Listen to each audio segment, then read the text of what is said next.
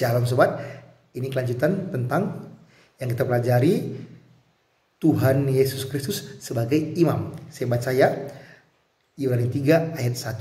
Sebab itu, hai saudara-saudara yang kudus yang mendapat bagian dalam panggilan surgawi, pandanglah kepada Rasul dan imam besar yang kita akui, yaitu Yesus. Jadi, imam besar yang kita akui adalah Tuhan Yesus Kristus. Yang kedua, Ibrani 4 ayat 14-15. Karena kita sekarang mempunyai imam besar agung yang telah melintasi semua langit, yaitu Yesus, Anak Allah. Baiklah kita teguh berpegang pada pengakuan iman kita. Sebab imam besar yang kita punya bukanlah imam besar yang tidak dapat turut merasakan kelemahan-kelemahan kita. Sebaliknya, sama dengan kita, ia telah dicobai, hanya tidak berbuat dosa. Jadi imam besar kita adalah imam besar yang tidak berbuat dosa. Itulah Tuhan Yesus Kristus. Hanya Tuhan yang suci, yang tidak berbuat dosa, yang kudus. Itulah imam besar kita, yaitu Tuhan Yesus Kristus. Selanjutnya, Ibrani 2 ayat 17. Itulah sebabnya, maka dalam segala hal ia harus disamakan dengan saudara-saudaranya, supaya ia menjadi imam besar yang menaruh belas kasihan dan yang setia kepada Allah untuk mendamaikan seluruh bangsa. Jadi imam besar kita yaitu Tuhan Yesus Kristus mendamaikan dosa seluruh bangsa. Jadi kalau kita percaya bahwa Tuhan Yesus Kristus sebagai Tuhan dan Juru Selamat kita, maka Tuhan Yesus Kristus mendamaikan dosa kita, menyucikan dosa kita, menghapus dosa kita, menyelamatkan kita dari dosa sobat.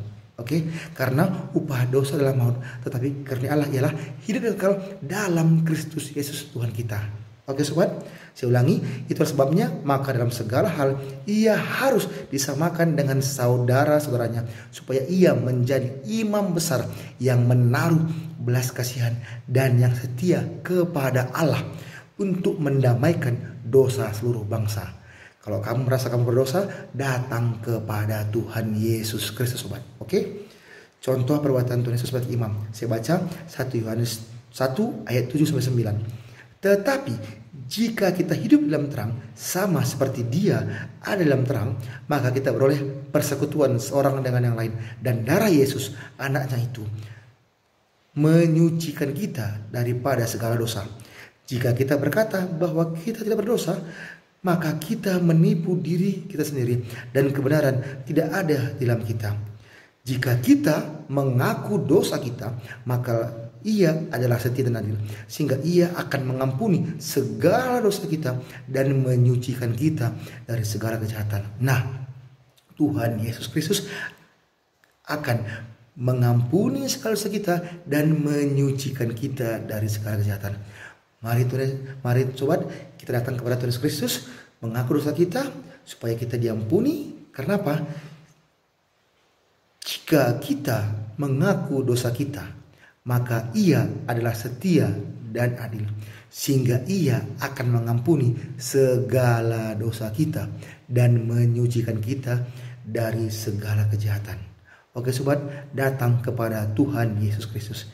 Dan selanjutnya saya baca mengenai Tuhan Yesus Kristus sebagai Nabi. Nah, jadi Tuhan Yesus Kristus adalah Tuhan dan Juru Selamat kita, dan Dia juga sebagai Nabi. Saya baca Lukas 24:19. Katanya kepada mereka, apakah itu? Jawab mereka, apa yang terjadi dengan Yesus orang Nazaret? Dia adalah seorang nabi yang berkuasa dalam pekerjaan dan perkataan di hadapan Allah dan di depan seluruh bangsa kami. Saksikan video sobat. Terus berkati. Shalom.